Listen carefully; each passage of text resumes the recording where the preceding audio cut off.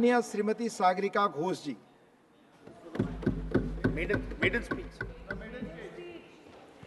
Thank you, Honorable Chairman, sir. Sir, this is my maiden speech.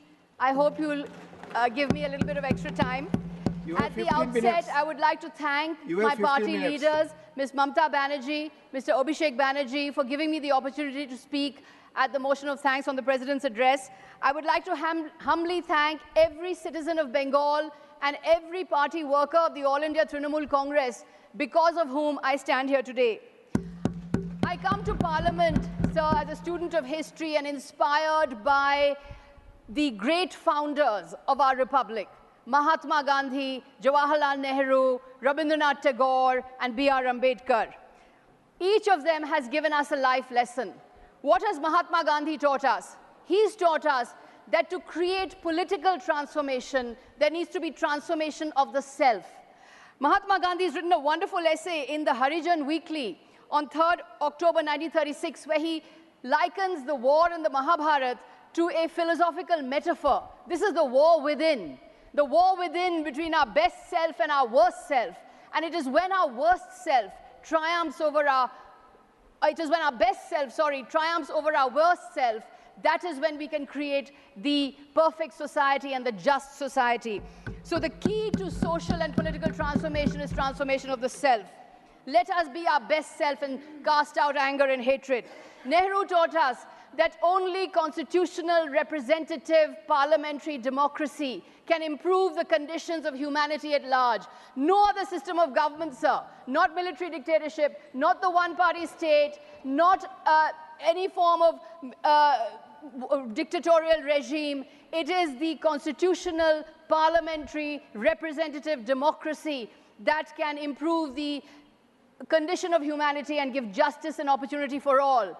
I want to remind you that in the 1950s, Nehruvian parliamentary democracy was such that there was one star in that parliamentary system who shone and who became a colossal leader.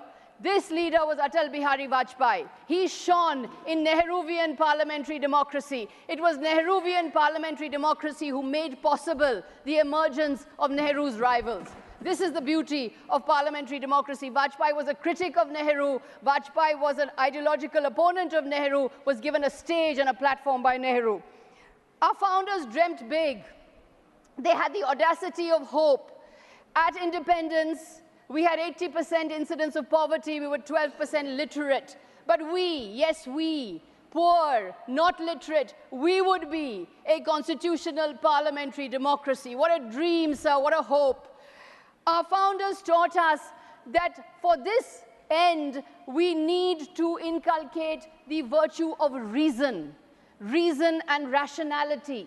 When leaders propagate irrationality, when they propagate magical thinking, when they propagate superstition, when they claim to be non-biological beings, they put citizens back to a place where citizens are not able to think, not able to reason.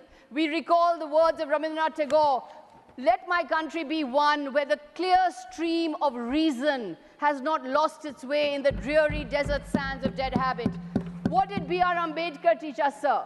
B.R. Ambedkar said, our political democracy will not last if at its base there is no social democracy.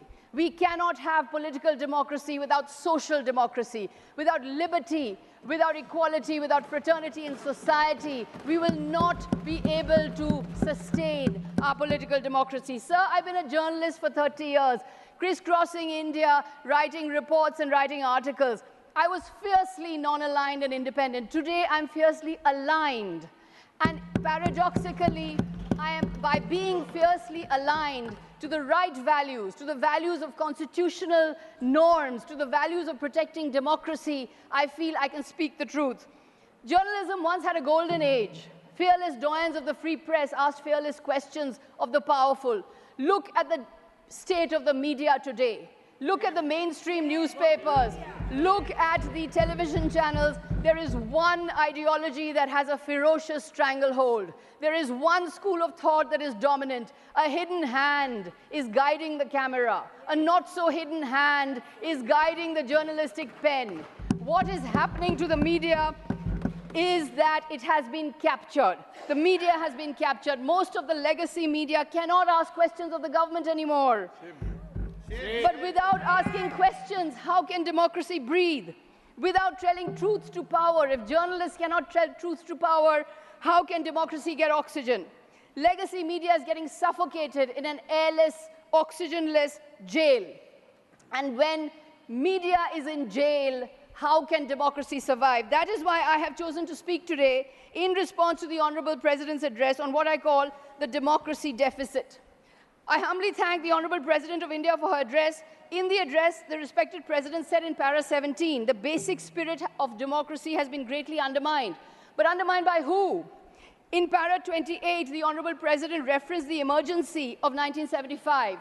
But sir, we are not in 1975. We are in 2024. How long are we going to look in the rearview mirror? How long are we going to use the sins of the past?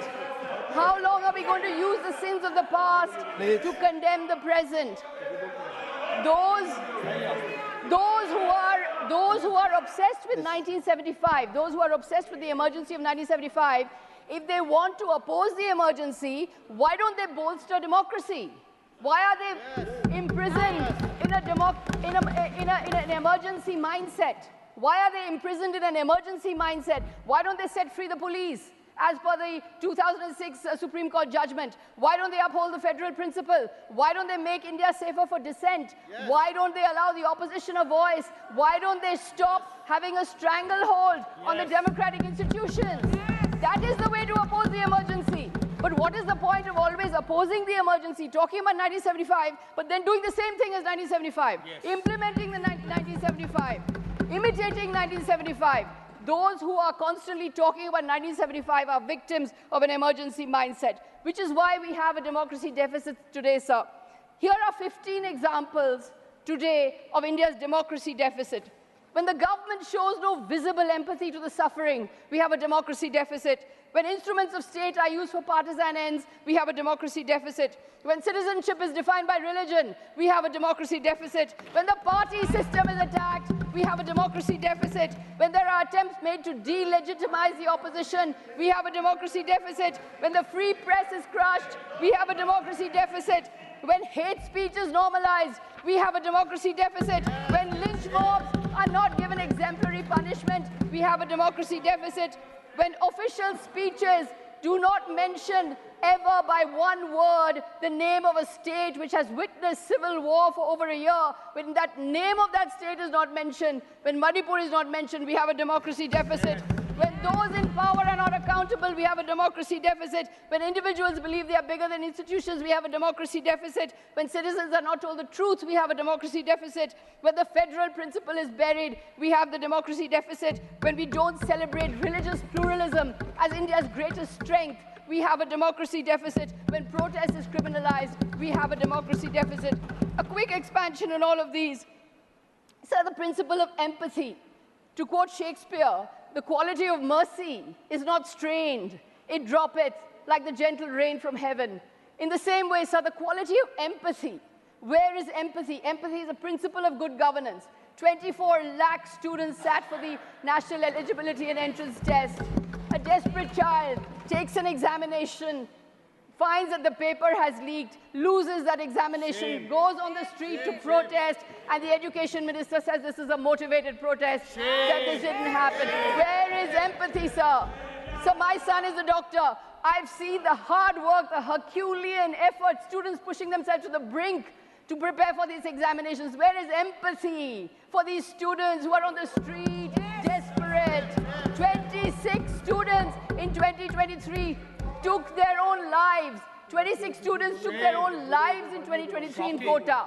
70 papers have leaked in 7 years. This is the nature of the anguish facing the students today.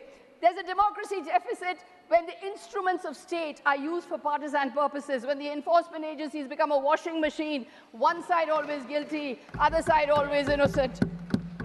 The moment you switch sides, you're deemed innocent. Among politicians, 95% cases of the enforcement agencies are against opposition politicians. Shame. Since 2014, 25 opposition leaders facing probes have crossed over to the Bharatiya Janata Party. 23 of them have got clean chits. Washing machine. There's a democracy deficit when citizenship is linked to religion. How can religious identity be the basis of citizenship?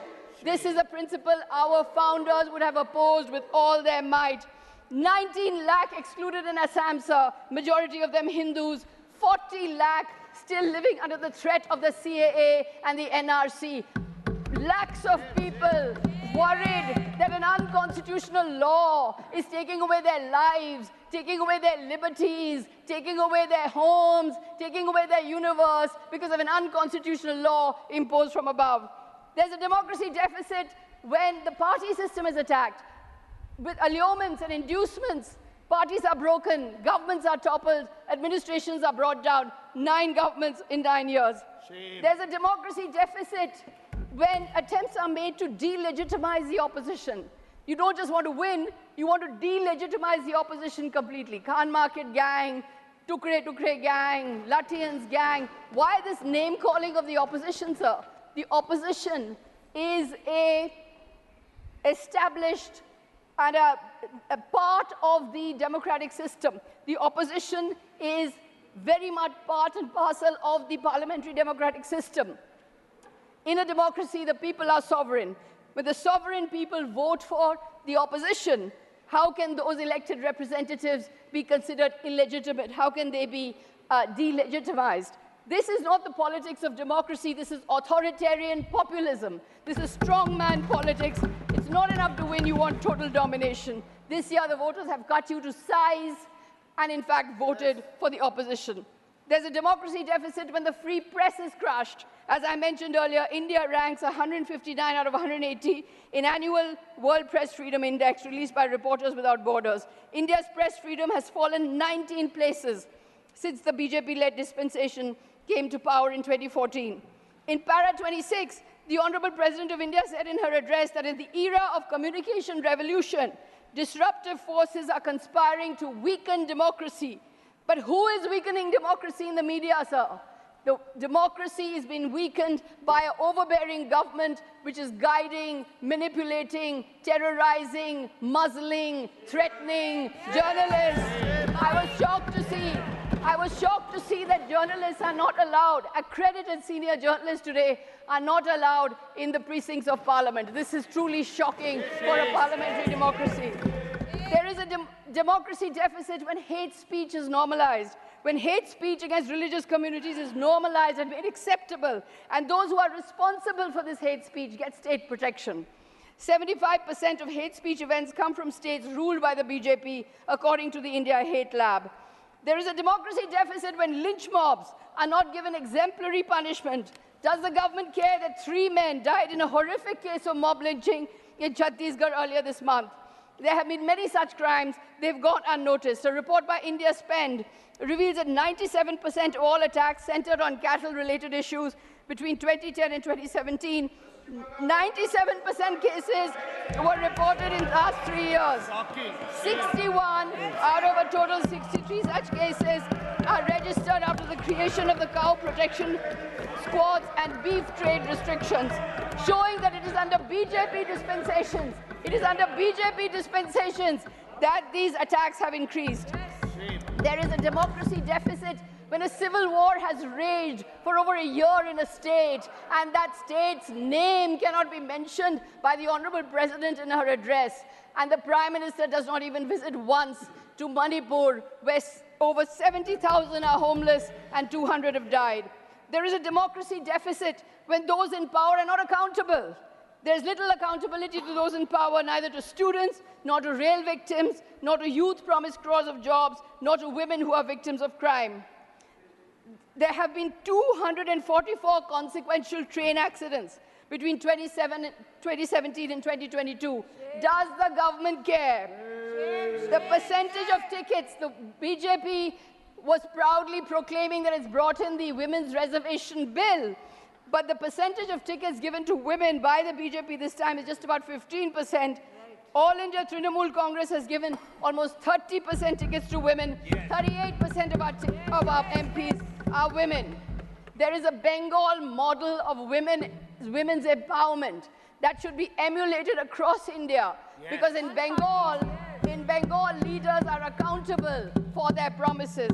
There's a democracy deficit when individuals believe they're bigger than institutions. When there's arrogance of power. Gandhi believed the means must be good for the ends to be good. Gandhi called off the 1922 movement of Chauri Chaura. So today, power has become performative. Power exists only for itself. Power is projecting seaplane Time is already over. dives. Power is not being used for the people. There is a democracy deficit when the truth doesn't triumph, when truth is not told. Dr. Kanimoji, your time is over, please. Dr. Kanimoji.